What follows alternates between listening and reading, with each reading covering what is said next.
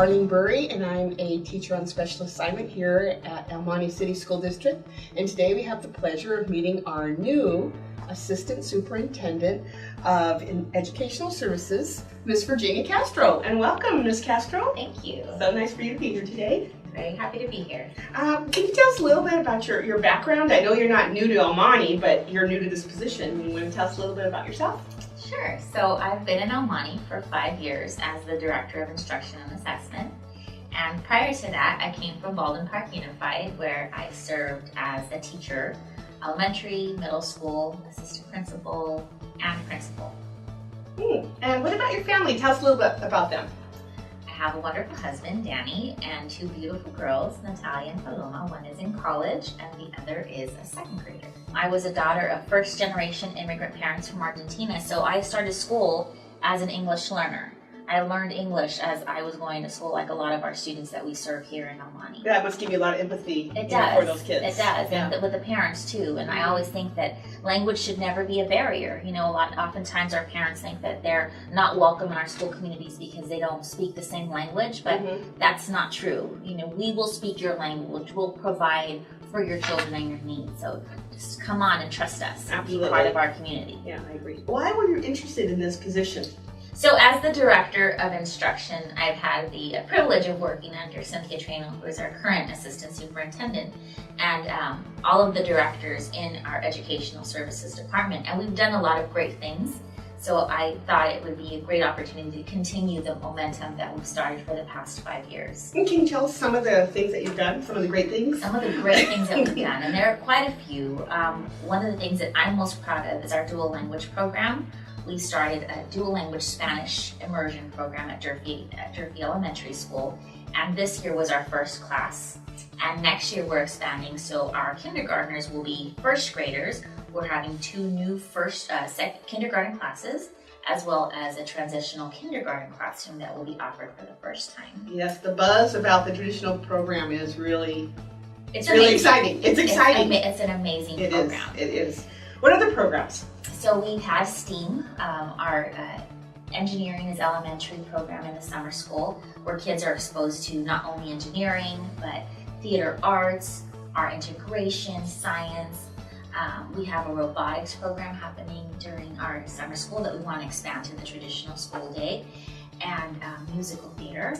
Our schools have put on many Broadway productions, and the kids do a fabulous job.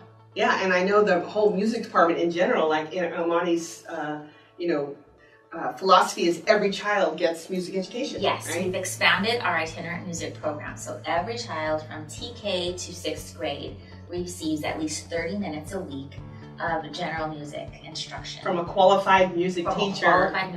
That's so awesome. So, wow, it sounds like you've been really ramping up and you're ready to take off into your new position. So what do you think, what are you going to highlight when you step into your new position?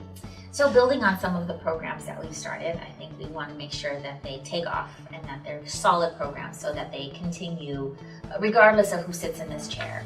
I think that there's been talks of offering more languages in dual language, perhaps starting a Mandarin program in the near future, as well as a coding, because coding is also considered a 2nd language. So exploring the possibility of starting a coding immersion class, and making sure that coding is spread to all of the students, not just the gifted students or the students that can attend Saturday school. We want to see coding as a language taught throughout all of our schools. That's very exciting. And what about, what can the teachers expect?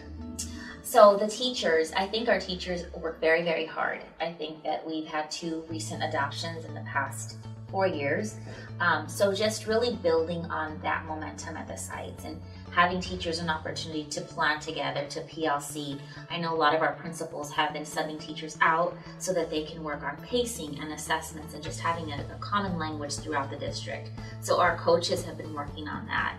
And we're really excited about the transition of all of our TOSAs being at a school site next year to support the movement and the growth of the teachers at the sites.